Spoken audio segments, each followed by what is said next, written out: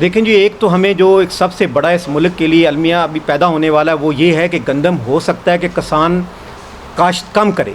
अगर पाकिस्तान के किसान ने गंदम काश्त कम कर ली तो मैं कहता हूँ कि पाकिस्तान के पास इतना ज़रा मुबादला ही नहीं कि डॉलर दे के गंदम बाहर से मंगवा सकेगा। ये एक बड़ा अलमिया है। हम तो अभी भी किसानों से अपील करेंगे कि गंदम काश्त करें, क्योंकि हम मुबे वतन हैं। हमें पता है कि गंदम किसान ने काश्त ना की तो मुल्क ख़त्म हो जाएगा। और मरीम नवाज़ साहबा, हमें समझ नहीं आती कि मरीम नवाज़ साहबा के कौन से मशीर हैं कि कहती है करप्शन हुई है। तो पंजाब में सारा इक़्तिदार देख लो, मियाँ नवाज शरीफ वज़ीर आला था, उस वक्त गंदम खरीदी की क्या करप्शन हुई? वज़ीर आला पंजाब उसका चाचा था, करप्शन हुई। उसका हमज़ा साहब थे, हुकूमत तो सब सी उनकी रही। तो इतने साल जो करप्शन होती रही वो कौन करता रहा फिर? तो हम हैरान है कि फूड ने गंदम खरीदनी थी, उसमें करप्शन किस चीज़ की थी? तो अब करप्शन तो अब हो रही है ना कि किसान से 2200 में ख़रीदी जा रही है, आगे 3000 की बेची जा रही है। और यकीन करो कि आधी गंदम किसानों ने घरों में रखी हुई थी कि हम जब कोई रेट बढ़ जाएगा तो हम बढ़ाएंगे। उसको बीमारी लग गई और गंदम हमारी घरों में ख़त्म हो गई। और दूसरा जो उन्होंने कहा है कि किसान गंदम काश्त ज़्यादा करें, मैं कल उसका बयान सुन के देख रहा था कि हमारे किसान इतने डरे हुए हैं मरीम से कि उस इस बयान से जो काश्त कर रहे हैं वो भी ना कम कर दे। देखें जी, अगर उन्होंने ये नहीं करती तो मैंने यही डरा है ना कि अगर गंदम की मुकर्रर कीमत कीमत मुकर्रर की गई तो गंदम काश्त नहीं होगी। जब गंदम काश्त नहीं होगी तो इस मुल्क को गंदम बाहर से लाने की पोजीशन है हमारी, उसको समझ ही नहीं आ रहा कि बाद 2 फसलें थी, हम तो गुजारा पिछला कर लिया और आइंदा हम गंदम की जगह रिप्लेस फसल कर लेंगे। क्या मुल्क की ज़रूरियात पूरी कर सकती है मरीम साहबा? कि इस टाइम पहले ज़राअत तबाह थी और इस टाइम उस तबाही को और ज़ोर दिया जा रहा है और बढ़ाया जा रहा है। और इसके साथ साथ आप देखें कि पिछले साल हमने 3.5 अरब का चावल एक्सपोर्ट किया, लेकिन इस साल चावल की प्रोडक्शन 50% कम हो गई। इसी तरह ये 50% कम जो हुई उसकी रीज़न ये थी कि एक इदारा है फेडरल सीड सर्टिफिकेशन, उन्होंने नाकिस बीज को किसानों को बेचने दिया, सर्टिफाई किया, जिसकी वजह से किसानों की फसल तैयार हुई और उसमें दाना नहीं बना और किसानों को अरबों रुपए का नुकसान हुआ। इसी तरह जैसा कि आपने पहले देखा कि गंदम में तकरीबन किसानों को 1000 अरब का नुकसान हुआ और उसके बावजूद अब फिर गंदम का रेट जो है वो कम किया जा रहा है। इसके साथ साथ दूसरी तबाही जो मचाई जा रही है कि हमारे गन्ने के काश्तकार का इस दफ़ा उन्होंने ऐलान कर दिया है हुकूमत पंजाब ने, पाकिस्तान में हर सूबे में एक federal sugar cane control factories control act है जो कि हर सूबे में नाफिज है। हम किसान जो हैं मिल के इलाके में उस तहसील में अपना बेलना तक नहीं लगा सकते। ये कानून बनाया हुआ है, ये शराफिया ने जो कानून बनाया है ये उन्होंने अपने फ़ायदे के लिए बनाया है और कुछ किसान को तबाह कर रहे हैं। और अभी हुकूमत ने ऐलान किया है कि हम गन्ने का भी रेट फिक्स नहीं करेंगे।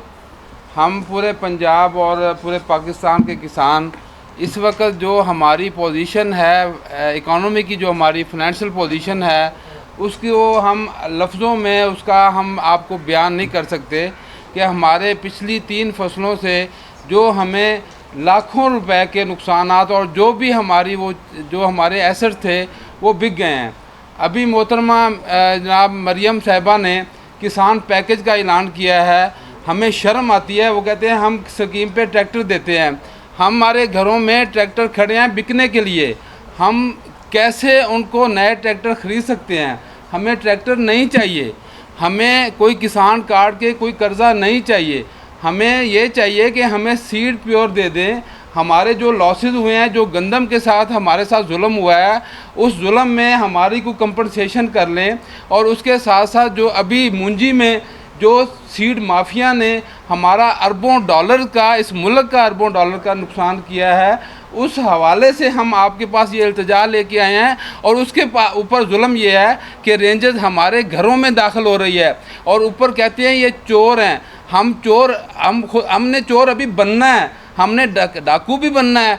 ज़ाहिर है जब हमारे बच्चों के लिए खाने को कुछ नहीं होगा तो उन बच्चों ने क्या करना है? उनको मैं भी नहीं रोक सकता, उनको पाकिस्तान का कोई कानून नहीं रोक सकता।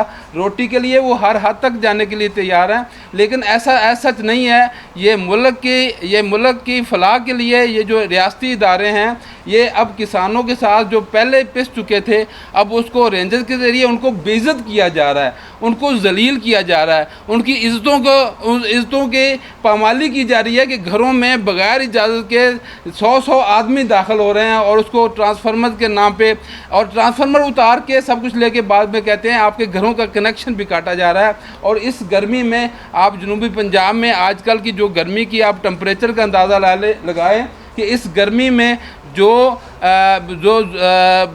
लोगों के साथ जुल्म किया गया है उसका कोई बयान नाकाबिले बयान है।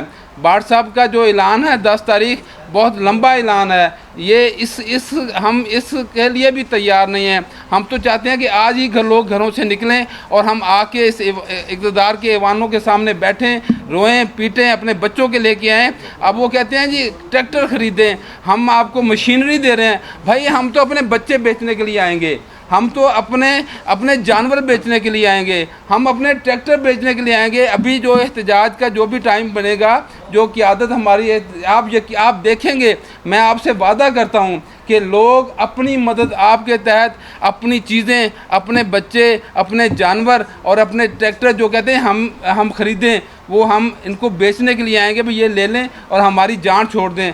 यही महीना था सितंबर का, और यही दिन थे कि जब हमने 10 दिन का यहाँ पर जो है बड़ा एक एहतजाज लेकर आए थे।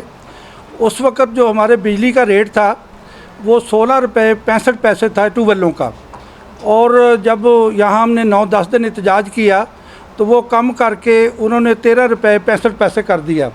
लेकिन आज वही महीना है और ये 2 साल के अंदर जो नई हुकूमत थी उसने ये जो रेट है हमारे ट्यूबवेलों का, आज वो 13.65 से बढ़कर 60 रुपये पर यूनिट हो चुका है। तो आप ख़ुद सारे दोस्त अंदाज़ा लगा लें कि जब 16 रुपये हम नहीं दे सकते थे तो ये 60 रुपये पर यूनिट हम कैसे अदा करेंगे। और उसकी बड़ी वजह है कि उस वक़्त फसलों के रेट भी हमारे बहुत बेहतर थे। अभी उसके जो रेट भी हमारे तकरीबन 50% कम हो गए हैं, और जो हमारी इनपुट थी, जितनी भी खाद, स्प्रे या बाकी चीज़ें, वो उससे कई गुना जो है वो महंगी हो चुकी हैं।